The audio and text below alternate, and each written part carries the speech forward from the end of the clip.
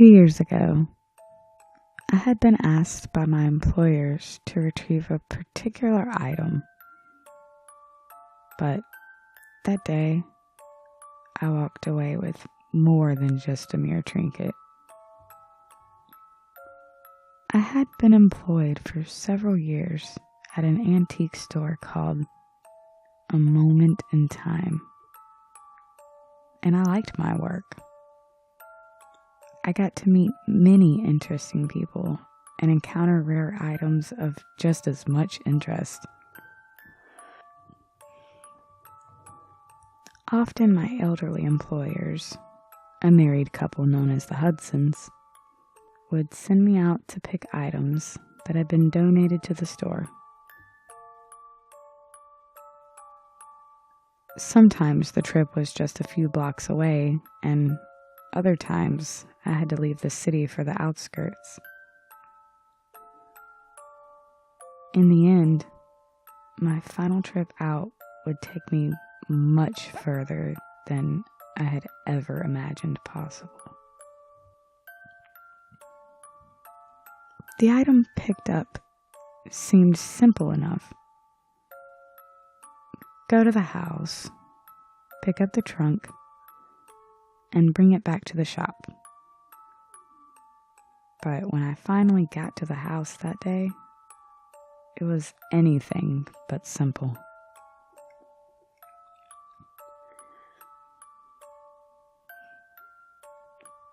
As I drove deeper into the forest and onto the large property, the birds stopped singing, the insects stopped buzzing, and even the wind seemed to come to a halt. The house had clearly been abandoned and had been for some time.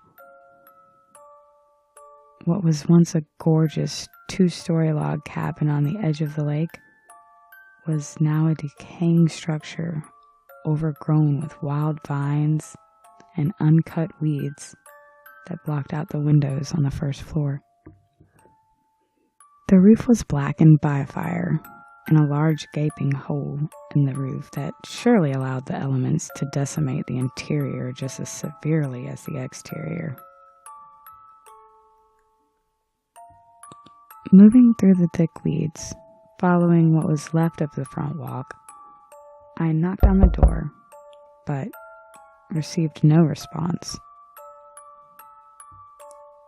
I knocked again, but there was no denying that no one was in the house. I checked the faded numbers of the house's address to the information that I had been given. It was the correct house. As I put my hand on the doorknob, it fell from the rotten door and landed on the porch with a loud thud. The door slowly creaked open on its own. I peeked inside and looked around and saw nothing moving. More vines snaked across the floor like a natural carpet.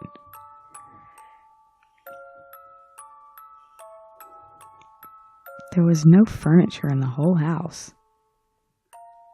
All that was left was a broken grandfather clock and the long, dormant fireplace. I could see that the windows in the distant kitchen area were broken and dirty. There was a single bedroom that was also empty. Small circles on the dirty floor indicated that furniture had once been in the room, but removed, and removed recently, it seemed. The adjoining bathroom was a mess. The medicine cabinet mirror had been broken. Checking the closets, I found nothing but a stray wire coat hanger. On the wall of the kitchen, there was a phone. I picked it up and listened to the receiver, but I heard nothing. No dial tone, no busy signal. Only silence. I hung the phone up. I called out again, but the house remained silent. except for my own footsteps against the warped wooden floorboards. The staircase itself was its own story. The vines engulfed the side of the stairs and wrapped up the banister. Most of the steps were cracked and splintered. Other steps were missing entirely. An ominous thought entered my mind. Who put the trunk up for donation? As I ascended the stairs, I couldn't help but to feel like someone was watching me. My skin began to crawl with building uneasiness. The second floor was a room all its own, extending the entire width and length of the house itself. The hole in the roof shone a single intense beam of sunlight when the tree branches over the house would allow the light's passage. In the center of this beam of light was a single trunk.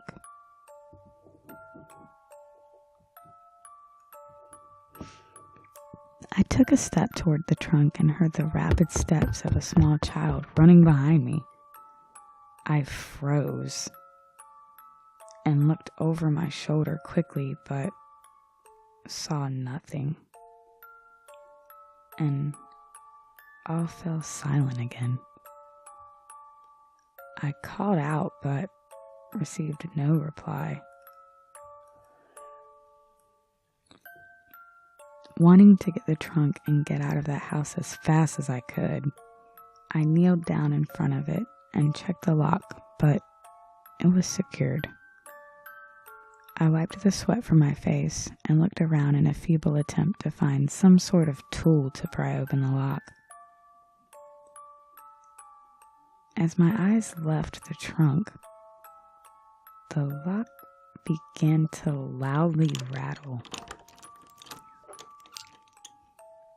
I jumped back and stared at the trunk, my heart pounding hard in my chest. With my shaking hand, I tested the lock again, and this time it was loose. I removed the lock from the trunk and took a deep breath as I slowly opened the lid. Inside the trunk, I found what looked like scraps of newspaper and a single red velvet bag. I opened the bag and pulled out a porcelain doll. I held it in my hands and studied it, the uneasy feeling returning with a vengeance. The doll itself seemed so otherworldly. It was a doll of a small girl. She was wearing black and white saddle shoes and white stockings with a circular snow white trimmed hat on her head. Her dress was snow white as well, reaching down to the doll's knees and halfway up her arms. A red sash was tied at the doll's waist with a red beret clipped in her hair. Her hair was the deepest black, blacker than charcoal. It reached down to her waist, and she had bangs cut just over where her eyes should have been. The doll's face was blank. No eyes, no mouth, no nose. Just a blank canvas that was even whiter than her dress. I carefully slipped the doll back into the bag and set it on the floor beside me. Slipping my hand back into the trunk, I checked for other items, but found only more scrap newspapers. At least I thought they were scrap. I caught a glimpse of a strange picture in the scrap and saw that it was an old article clipped from the newspaper. The article told of a mysterious fire that happened in the house. The article told of a mystery fire that happened in the house, and how there was no explanation ever given, and the case was still being investigated. Another article spoke of mysterious animals' deaths on the property. A third clip spoke of a little girl drowning. On and on, each article I picked up spoke of one tragedy after another, all happening at the house or on its property. The dates stretched back as far as 70 years. And in every photo that accompanied the article, I saw the name of the person who reportedly was responsible. Caroline. As well as the same object, the doll. I felt a chill go up my spine. I reached for the velvet bag with the doll, but my hand only found the floor. I looked down, and the bag was gone. A thump from behind caught my attention. I turned around and saw the bag in the middle of the floor. Outlined in the bag was the form of the doll, sitting straight up. Now my heart was beating so hard I could hear it in my head. I grabbed the doll, tossed it in the trunk, slammed the lid, and dragged the entire thing downstairs. As I dragged the trunk through the front door, somehow it slammed shut on its own. It was a struggle to lift the trunk onto the back of the truck, but I managed to do it thanks to the fear-induced adrenaline. The drive back to the shop seemed to take even longer than before. All the while, I kept looking in the rearview mirror at the trunk and the bed of the pickup. Whenever I looked away, I would hear a bizarre scratching noise. As soon as I pulled into the parking lot of the store, I ran to inform my bosses the delivery. Miss Hudson could see I was upset. She sat me down and asked me to tell her what happened, while Mr. Hudson went to go check the trunk. Before I could even begin my story, I heard Mr. Hudson's weak voice call for help as he hit the gravel of the parking lot. With Miss Hudson at my side, I knelt down next to him and checked his neck for a pulse, but I couldn't find one. He was dead. Mrs. Hudson began to panic, so I told her to run back inside and call 911 while I hopelessly attempted CPR. I looked around, trying to figure out what caused Mr. Hudson's collapse, when I noticed that the trunk had been opened. The lid was being held open by the lock that had been bent at an odd angle. On the inside of the lid of the trunk were tiny scratches, almost like claw marks, as if something or someone had been locked inside. The EMTs and police arrived at the shop, but it was too late. Mr. Hudson had died from an apparent massive heart attack. As the ambulance pulled away with Mr. Hudson's body, the police took Mrs. Hudson aside for questions. I cautiously approached the open trunk. Inside the trunk was the bag with the doll, it was sitting upright again. I opened the bag and looked at the doll. Small abrasions and dirt covered the doll's small hands and fingers. They matched perfectly with the marks on the lid of the trunk. The brittle paper that had been clawed began to flake away, revealing the ancient wood beneath. Strange markings marred the wood, like a burned engraving. I cleared away the paper and saw a name. Caroline. I put the doll back in the trunk and tried to slam the lid shut, but it wouldn't close anymore. Unable to cope with the loss of her husband, Mrs. Hudson closed down the shop. She died of a stroke 2 weeks later.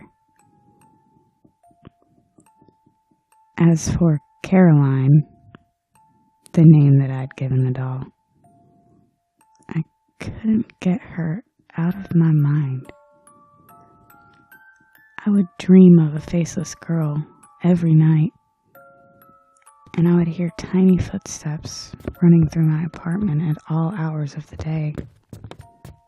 Whenever I drove by the closed-down antique shop, I would see her standing in the window, staring out, staring with her blank eyes.